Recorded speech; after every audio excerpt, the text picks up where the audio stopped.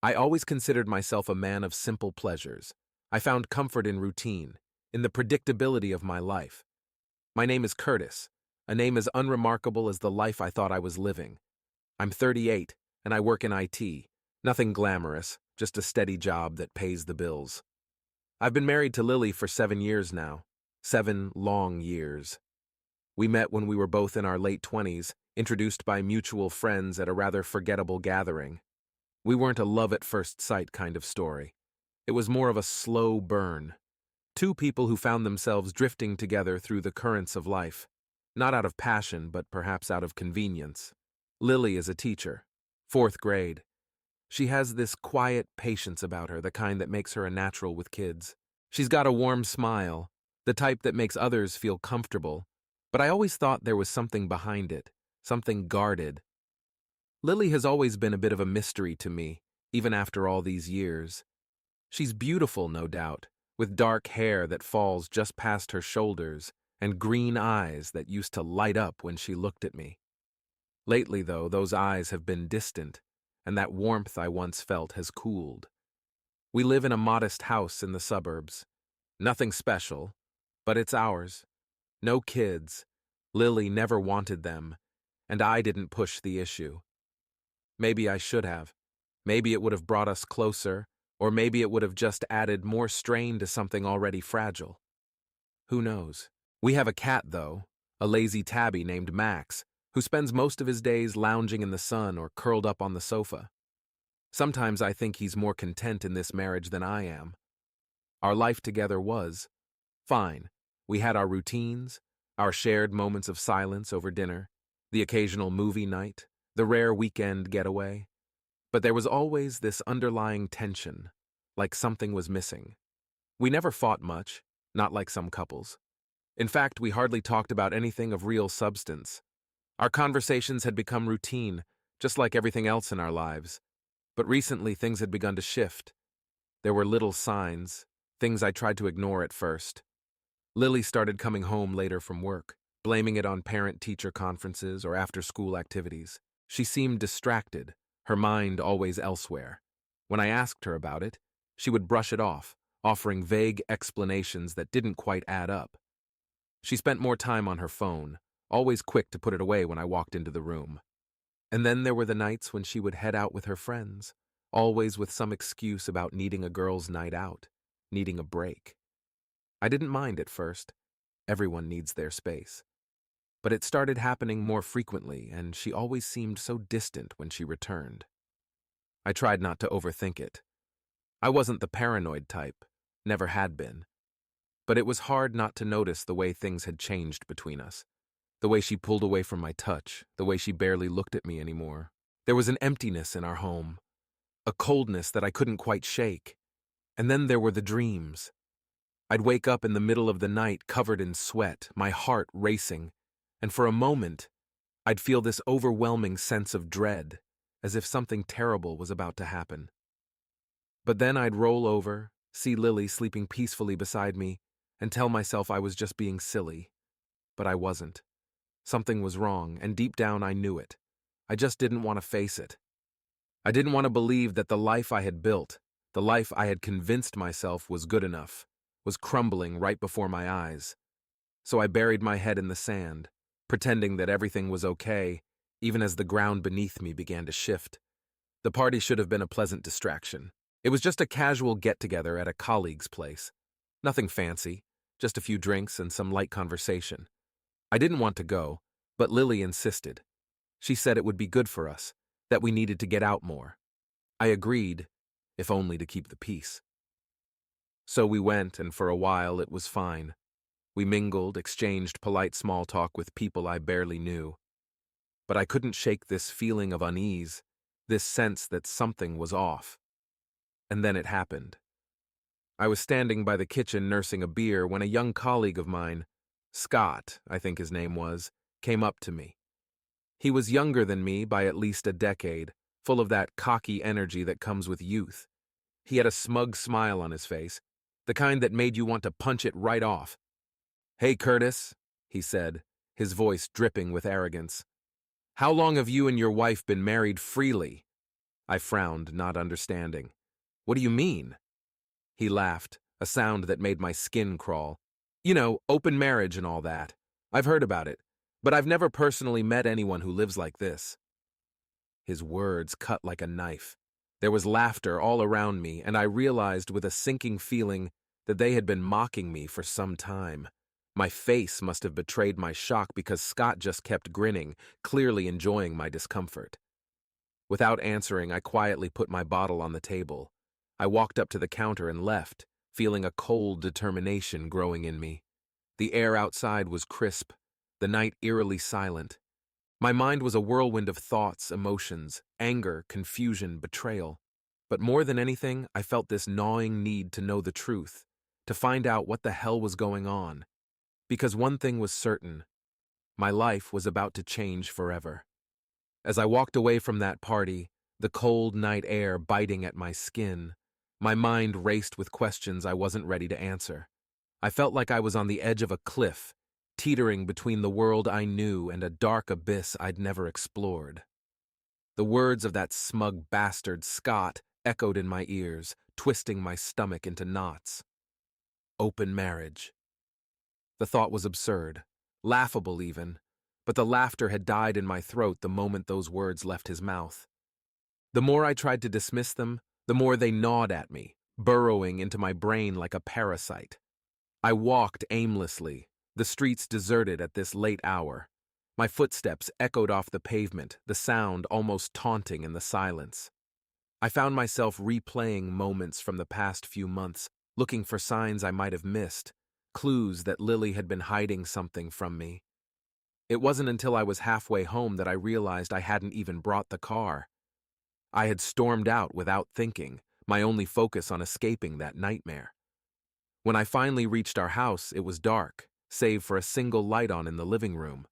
Lily's car was in the driveway, but I didn't feel the usual comfort in seeing it there. My hands trembled slightly as I fumbled for my keys, the metal clinking together in the stillness.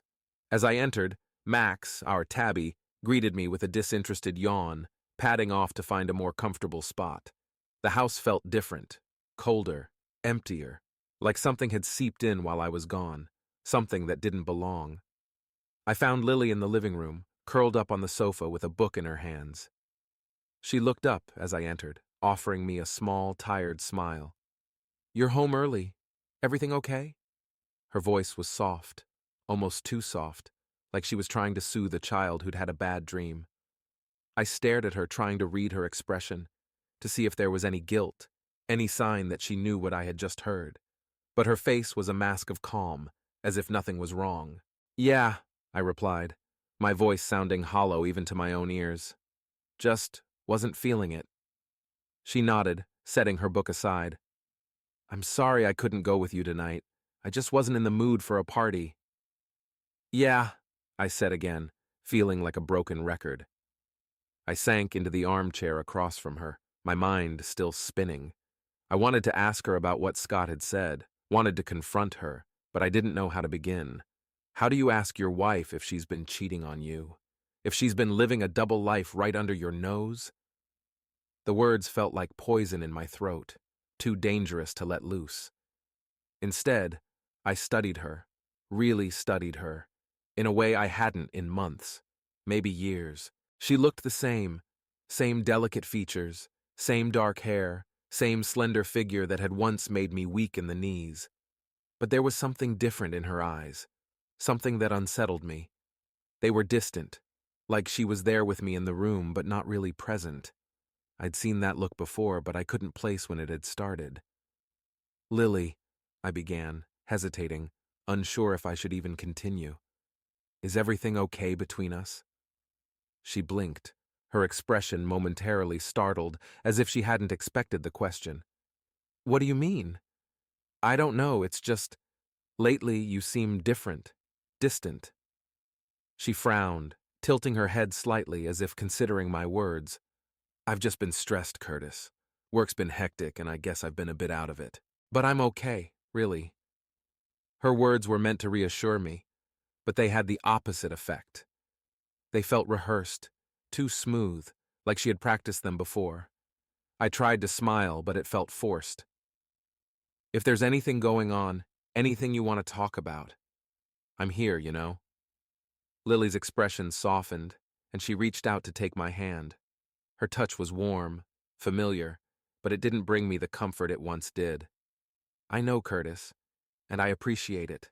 I really do, but I promise everything's fine. I nodded, not trusting myself to speak. We sat in silence for a while, her hand resting in mine, but it felt like we were miles apart. Eventually, she stood, giving me a peck on the cheek. I'm going to head to bed. You coming?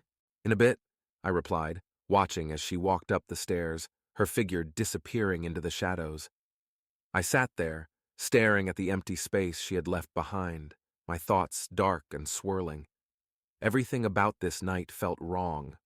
I needed to know what was going on, but I was terrified of what I might find. The next day, I went through the motions of my life like a man in a daze. I woke up early, as I always did, slipping out of bed while Lily still slept, her face serene in the morning light.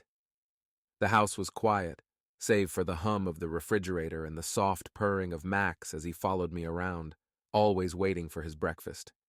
I made coffee, toast, the usual routine that usually brought some comfort, but today it only made me feel more detached.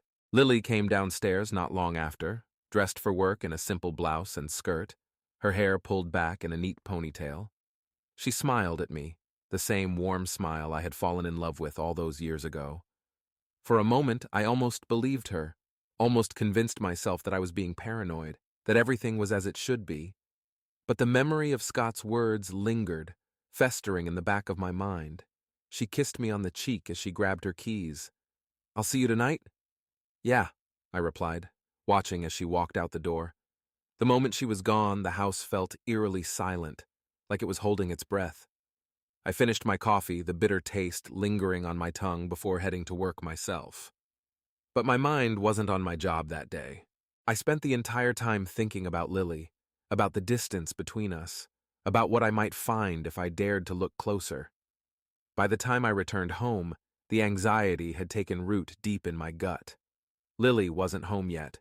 She had texted me earlier, saying she had a late meeting and would be home around 8. I tried to distract myself, flipping through channels on the TV, but nothing held my attention. My mind kept circling back to the same thoughts, the same questions. Around 7:30, I couldn't take it anymore. I went upstairs to our bedroom and opened the drawer where Lily kept her things. I felt like an intruder, like I was crossing a line I shouldn't, but I couldn't stop myself. I rifled through her belongings, jewelry, makeup, a few old photos. Nothing unusual. But then, I found her phone bill, crumpled and shoved to the back of the drawer. I unfolded it, scanning the list of calls and texts. Most were to numbers I recognized, but there was one that stood out, one I didn't know. A number that had been called multiple times over the past few weeks, often late at night when I was already asleep. I stared at the number, my heart pounding in my chest. I didn't recognize it, but I had a sinking feeling that I knew what it meant. I thought about calling it, but what would I say? What would I do if a man answered? My hands trembled as I shoved the bill back into the drawer, my mind racing. By the time Lily came home, I had managed to compose myself, but just barely. She seemed in good spirits, chatting about her day as if nothing was wrong. I nodded along, trying to act normal, but inside I was unraveling. I couldn't stop thinking about that number, about what it might mean. That night I lay in bed next to her, staring at the ceiling, my mind a whirl of suspicions and fears. Every time she shifted in her sleep, I tensed, waiting for some sign, some confirmation of my worst fears. But the only sound was the soft rhythm of her breathing, the only movement the gentle rise and fall of her chest. I knew then that I couldn't keep going like this. I needed to know the truth no matter how much it hurt, because the not knowing was killing me, eating away at my sanity. I had to find out what was really going on with Lily, even if it meant destroying the life we had built together. And deep down, I feared that the truth was something I could never come back from. The days that followed were a blur. I went through the motions of my life like a man disconnected from his own body, haunted by the number I had found on Lily's phone bill.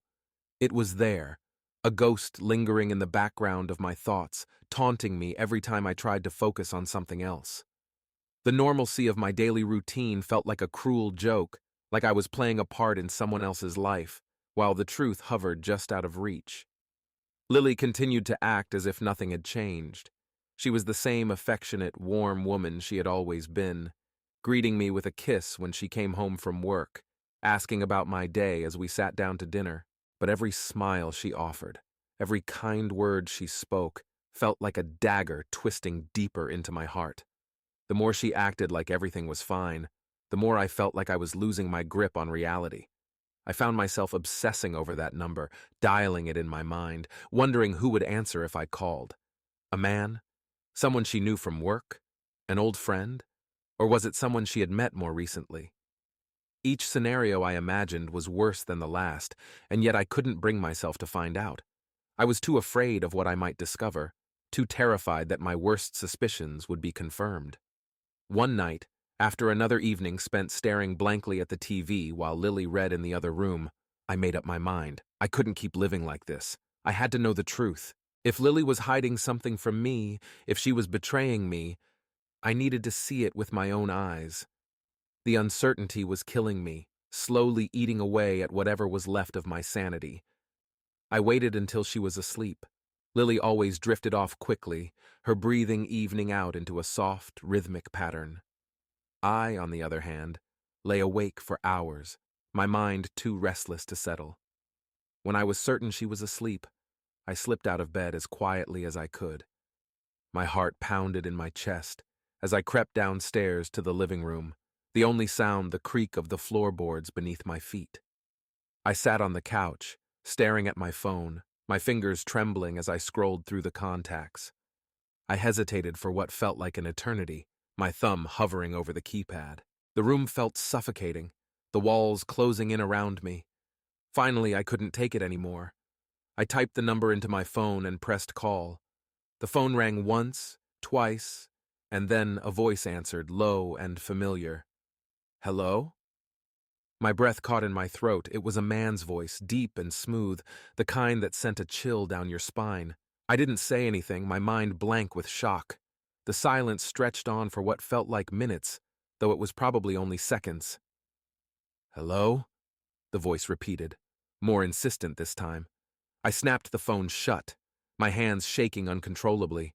My heart pounded in my ears, the sound deafening in the quiet of the house.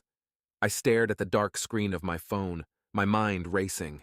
Who was he? How did he know Lily? The questions swirled in my head, but I had no answers. All I knew was that the voice on the other end of the line was not someone I recognized, and that alone was enough to confirm my worst fears. The next day at work was a nightmare. I couldn't concentrate on anything, my mind replaying the events of the night before over and over again. Every time I closed my eyes, I heard that voice, that smooth, confident voice that didn't belong to me. The man who had answered my wife's phone. I felt like I was going insane, like I was trapped in some twisted version of my life where nothing made sense anymore.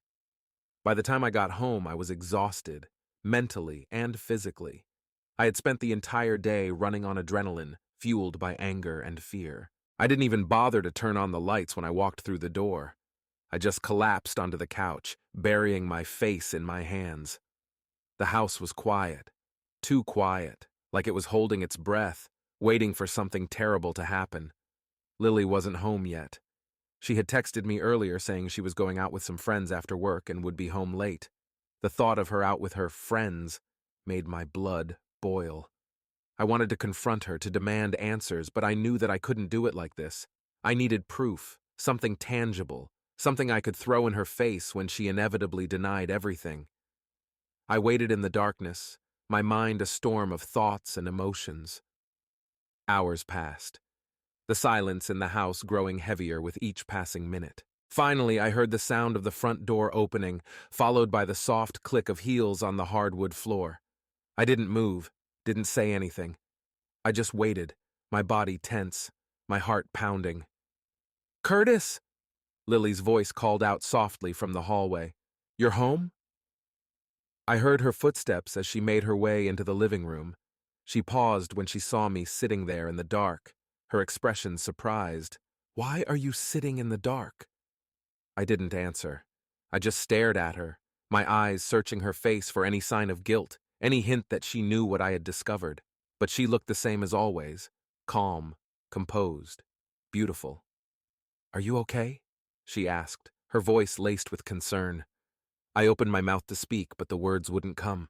How could I ask her? How could I accuse her of something so terrible without any proof?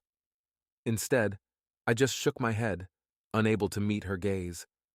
Lily crossed the room and sat down beside me, her hand resting gently on my arm. "You're scaring me, Curtis. What's going on?" I turned to look at her, my heart breaking as I saw the worry in her eyes. How could she be so convincing? How could she lie to me so easily, so convincingly? I felt like I was losing my mind, like I was drowning in a sea of doubt and suspicion. I need to know," I finally managed to say, my voice barely above a whisper. "Know what?" she asked, her brow furrowing in confusion. Is there someone else?"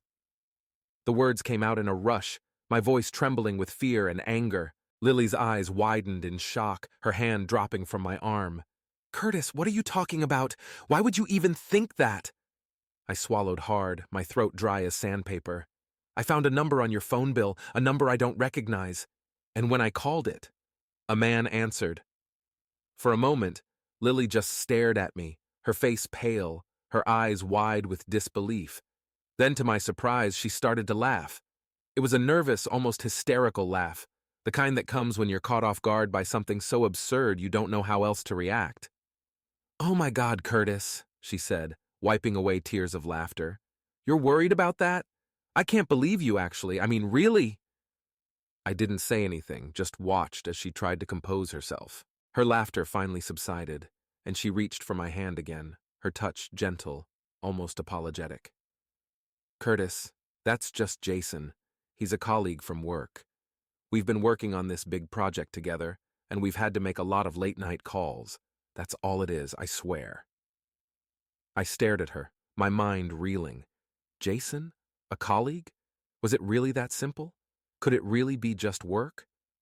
But something about her explanation didn't sit right with me. It felt too convenient, too easy. I wanted to believe her, wanted to take her word for it, but the doubt had already taken root, and I couldn't shake it.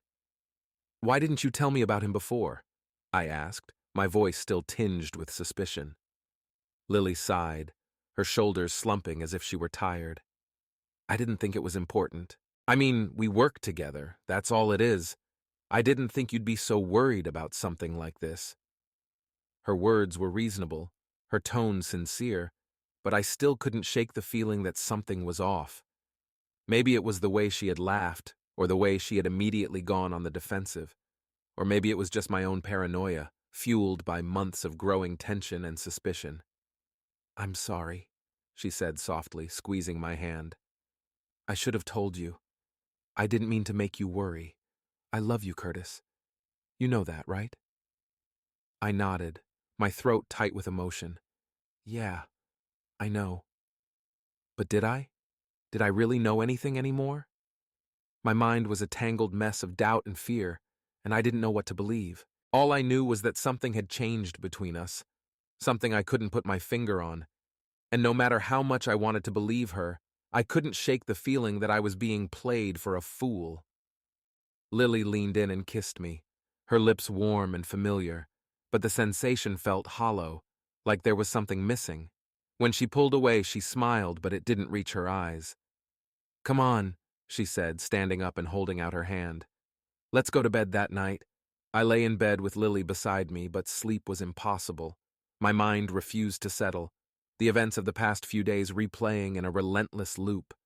Her explanation about Jason had seemed plausible enough, but the seed of doubt had already been planted, and it was growing roots deep inside me. As much as I wanted to believe her, I couldn't shake the feeling that something was terribly wrong. The next morning, I woke early, slipping out of bed before the sun had fully risen.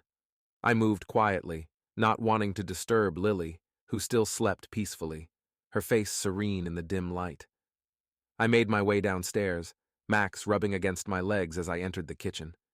I absent-mindedly scratched his head, my thoughts elsewhere as I brewed a pot of coffee. As the rich aroma filled the room, I stared out the kitchen window, watching the first rays of sunlight break through the horizon. The neighborhood was still, the world seemingly at peace, but inside me, a storm was raging. I had never been the jealous type, never doubted Lily's fidelity before. But now, every interaction, every word she spoke felt loaded with hidden meaning. I needed answers, but I didn't know where to start. The thought of hiring a private investigator crossed my mind, but that seemed too drastic, too final. Besides, what if I was wrong? What if this was all in my head, a product of my own insecurities? I wasn't ready to blow up my marriage over a suspicion, but I couldn't ignore the gnawing feeling that something was very, very wrong. As the days passed, I became more and more obsessed with finding out the truth. I started paying closer attention to everything Lily did, every phone call, every text message, every late-night meeting. I noticed things I hadn't before. The way she would glance at her phone with a small, secretive smile, the way she would disappear into another room to take certain calls, the way she seemed to be more careful with her words around me, as if she were guarding something. But despite my growing paranoia, there was nothing concrete, nothing I could point to and say, "This is proof." It was all just a collection of little things, small inconsistencies that, on their own, meant nothing. But together, they painted a picture that I didn't want to see. One evening, about a week after the confrontation in the darkened living room, I came home to find Lily in the kitchen, humming softly to herself as she prepared dinner. The sight was almost enough to make me forget my suspicions. Almost. But as I watched her move about the kitchen, graceful and at ease, something inside me snapped. I couldn't keep doing this. Couldn't keep living in this state of uncertainty and doubt. I needed to know, once and for all, if my fears were justified. "Lily," I said, my voice steady despite the turmoil inside me. She turned to me with a smile, wiping her hands on a dish towel. "Hey, you're home early. How was your day?" "Fine," I replied, though it was far from the truth. "I need to ask you something." The smile faltered slightly, but she quickly recovered. "Sure. What's up?" I took a deep breath, steeling myself. "Are you happy?" The question seemed to catch her off guard. She blinked, her brow furrowing in confusion. "What do you mean?" "I mean, are you happy with us? With our marriage?" Lily's expression softened and she set the towel aside, walking over to where I stood.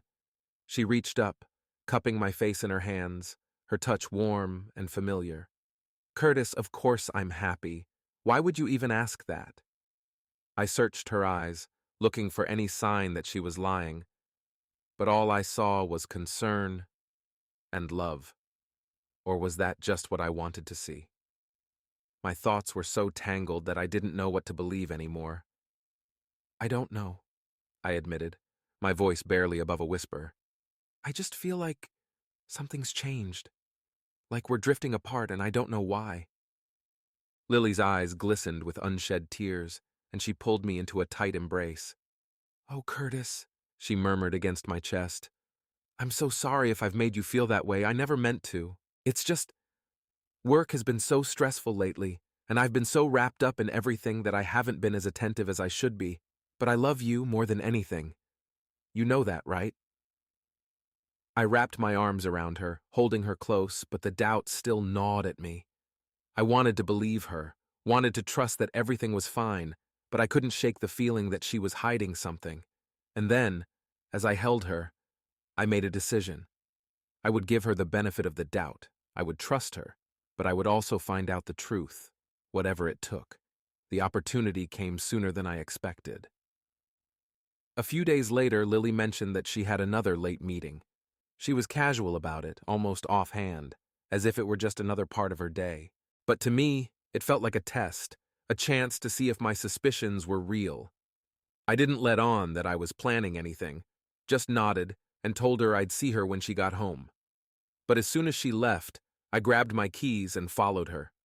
I felt like a character in a bad movie, my heart pounding in my chest as I tailed her car through the evening traffic.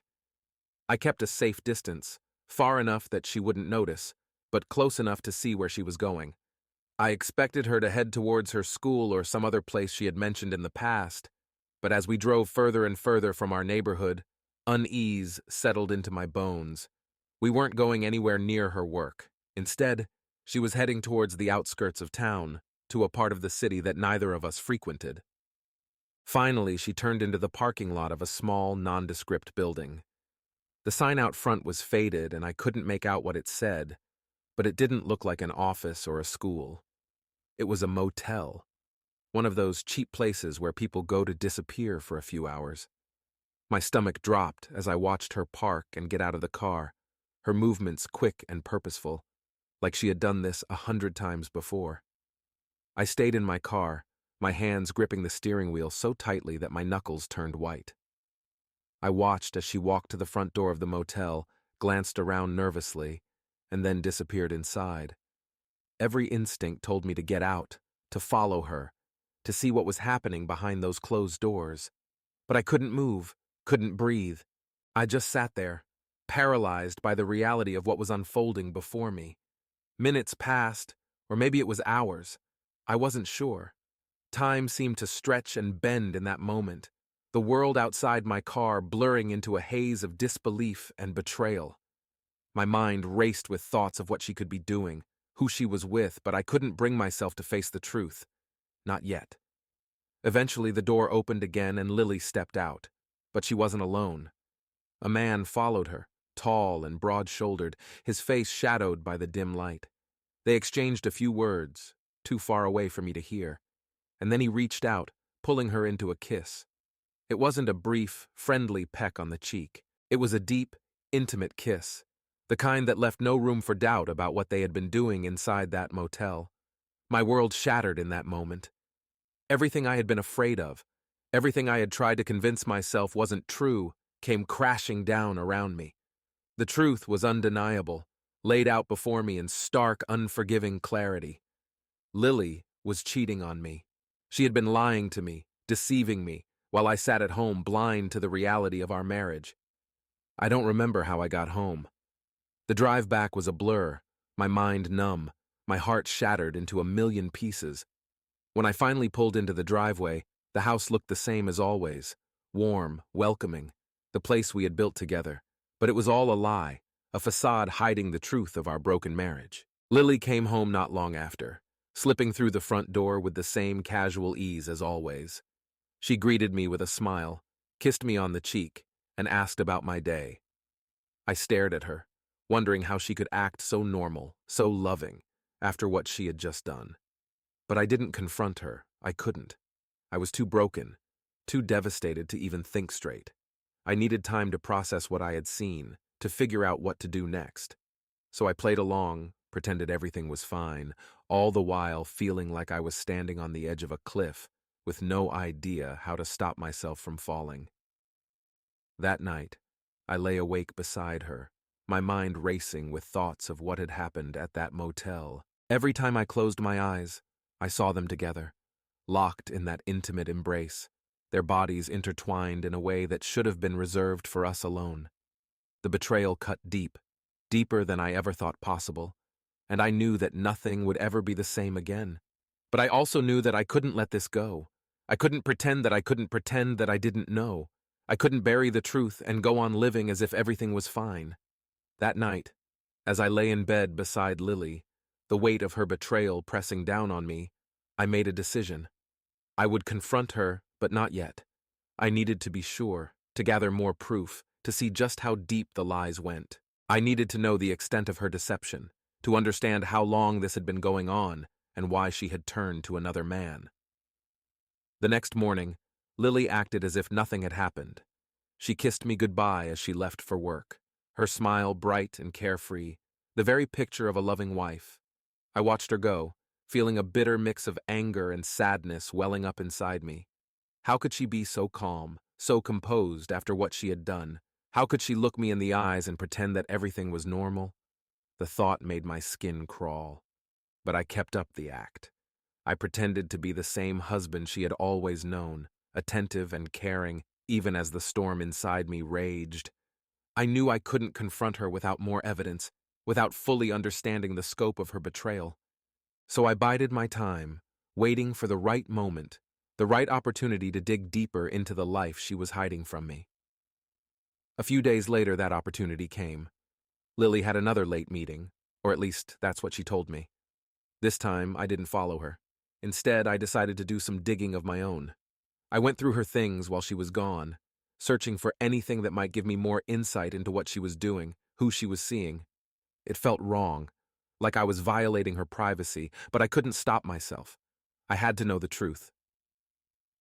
I started with her phone. She had a habit of leaving it in the kitchen while she was out, charging it on the counter. I knew the password.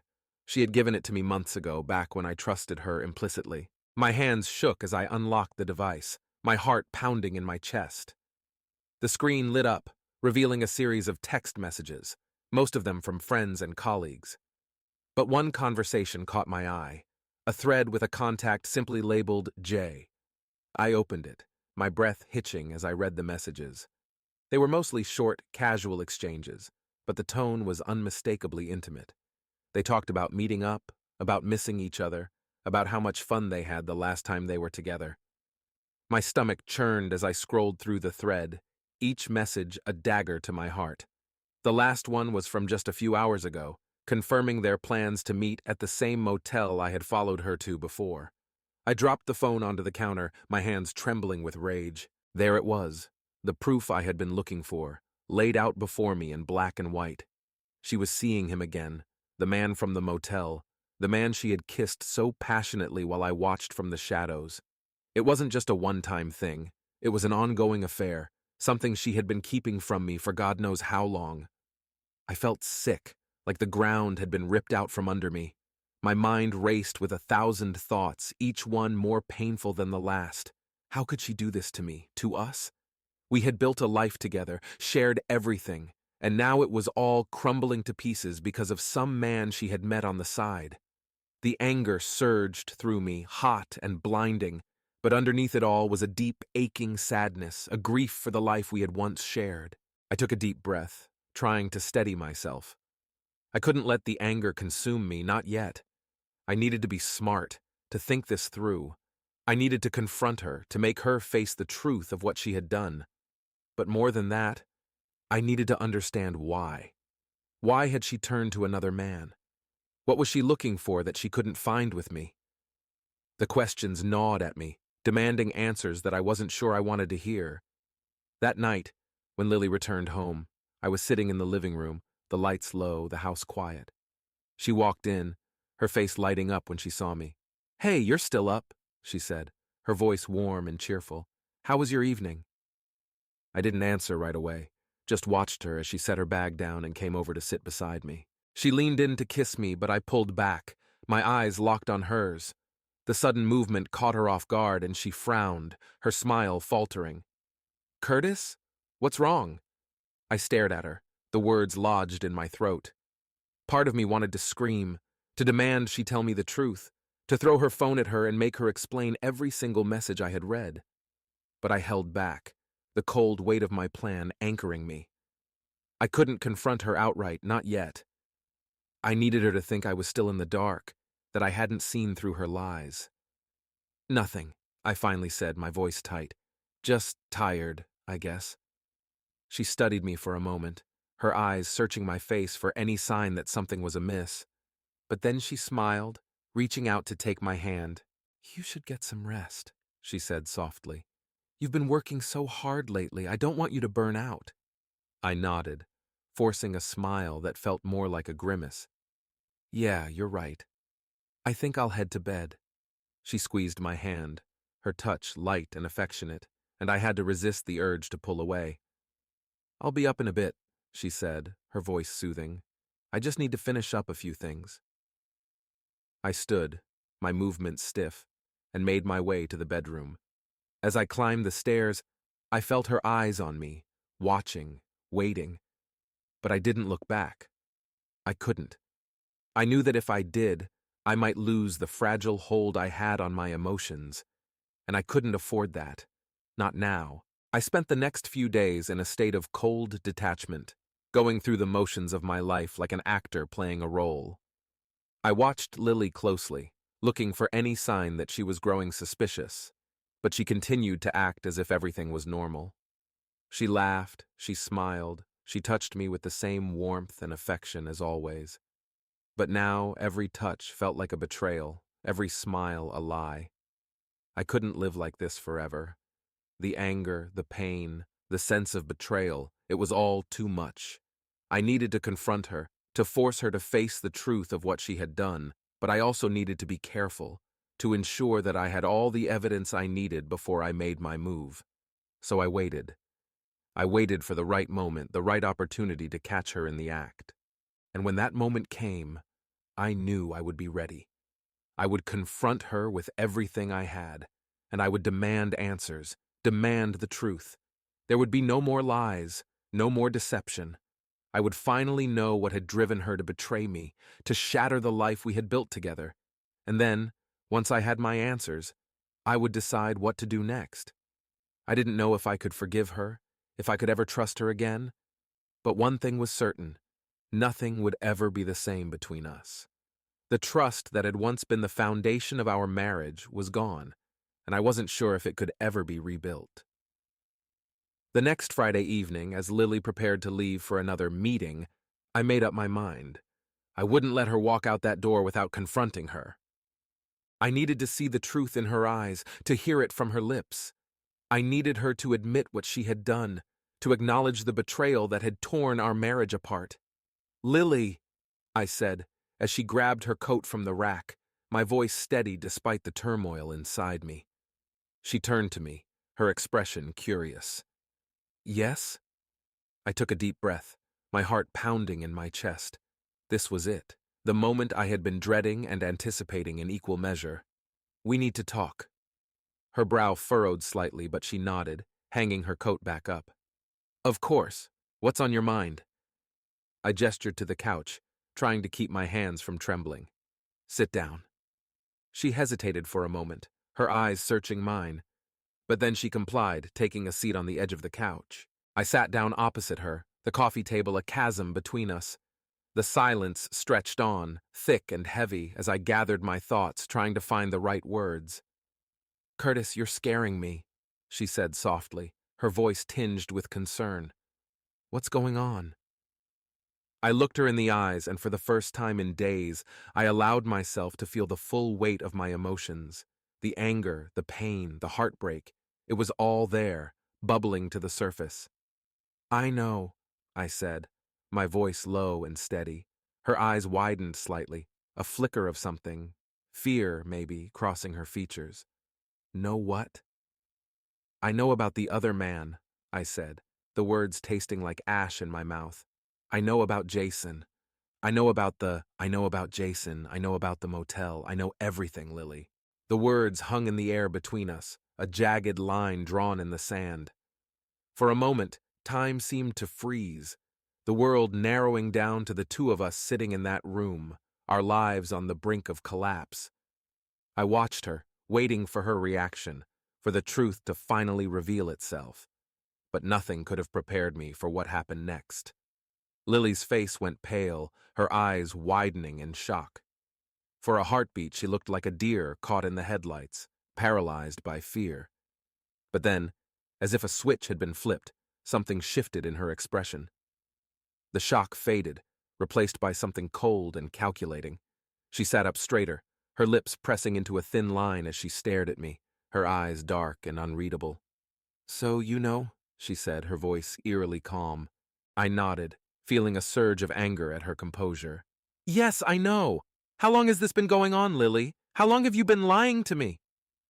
She didn't answer right away, her gaze flickering to the side as if she were weighing her options, deciding how much to tell me. Finally, she sighed, her shoulders slumping as if a great weight had been lifted. 6 months, she said quietly. "It's been going on for 6 months." The confession hit me like a punch to the gut, knocking the wind out of me. 6 months. Half a year of lies, of betrayal, of sneaking around behind my back. My mind reeled as I tried to process the enormity of it all, the realization that the woman I had loved and trusted had been living a double life for so long. "Why?" I asked, my voice breaking on the single word. Why did you do it? Lily looked away, her hands clasped tightly in her lap. For a long moment she didn't speak, the silence between us growing heavier with each passing second. Finally, she drew in a shaky breath, her eyes closing as if she were bracing herself for what she was about to say. I don't know, she whispered, her voice barely audible. I wish I could give you a simple answer, Curtis, but I can't. It just happened. Just happened, I echoed, my anger flaring up again. You don't accidentally fall into an affair, Lily. You don't just happen to sleep with another man. There has to be a reason, something that made you want to throw everything we had away. She flinched at my words, her eyes filling with tears, but there was no remorse in her expression, no guilt, just a deep, aching sadness that I didn't understand. I didn't want to hurt you, she said, her voice thick with emotion. I never meant for it to go this far, but I felt so empty, Curtis, so alone, and Jason, he was there when I needed someone. Someone? I spat, the bitterness in my voice cutting through the air like a knife. You mean someone other than your husband? Someone who wasn't me? She nodded, her tears finally spilling over, tracing wet lines down her cheeks. I'm sorry, Curtis. I'm so sorry. But I couldn't stop. Once it started, I couldn't stop. I stared at her, feeling a cold numbness settle over me. The woman sitting in front of me was a stranger, someone I didn't recognize. The Lily I had married, the woman I had loved for so many years, was gone, replaced by this hollow shell of a person who had betrayed me in the worst possible way. Was it worth it? I asked, my voice low and cold. Was he worth destroying our marriage? She didn't answer, just shook her head as she sobbed quietly into her hands. I watched her, feeling a twisted sense of satisfaction at her tears, but it was quickly drowned out by the overwhelming pain that gripped my chest.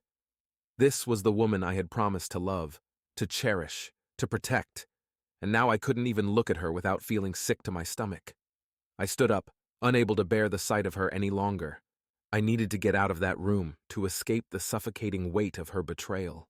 I can't do this, I muttered, my voice barely audible. I can't be here. Lily looked up, her eyes wide with panic.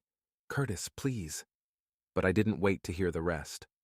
I turned and walked out of the living room, out of the house that had once been our home. The night air was cool against my skin, but it did nothing to soothe the burning rage that coursed through my veins. I kept walking, my feet carrying me away from the life that had been shattered in the span of a few minutes. I didn't know where I was going, didn't care. All I knew was that I needed to get away, to put as much distance between myself and Lily as possible. The pain was too much, the betrayal too raw.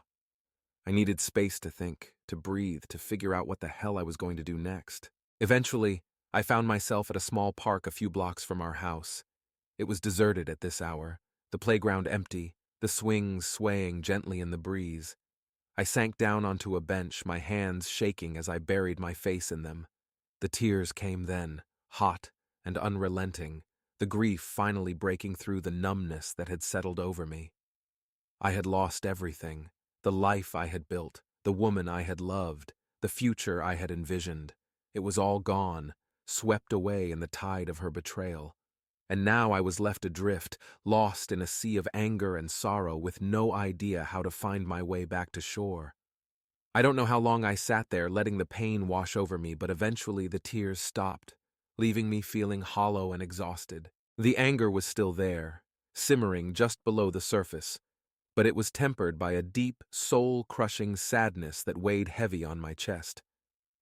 I knew I couldn't go back to Lily, not after what she had done. But I also knew that I couldn't just walk away, not without some kind of closure.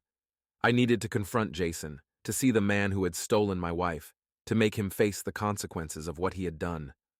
The thought of it sent a jolt of adrenaline through me, and I stood up, my mind suddenly clear and focused. I knew where he lived. Lily had mentioned it in passing once, back when I was still blissfully ignorant of what was going on. It wasn't far, just a short drive from our house. I could be there in 10 minutes, could confront him and make him see what he had done to my life. I was halfway to my car when the realization hit me. What was I going to do? Confront him?